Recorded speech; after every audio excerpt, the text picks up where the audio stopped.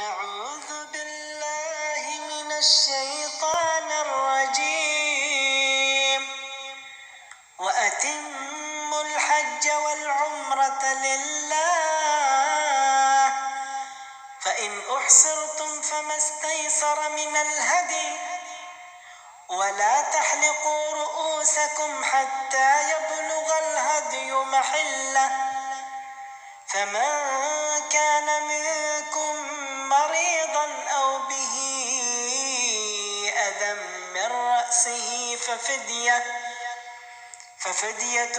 من صيام أو صدقة أو نسك، فإذا أمنتم فمن تمتع بالعمرة إلى الحج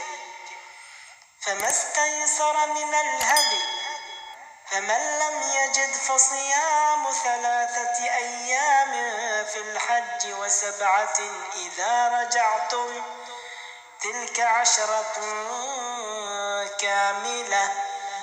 ذلك لمن لم يكن أهله حاضر المسجد الحرام.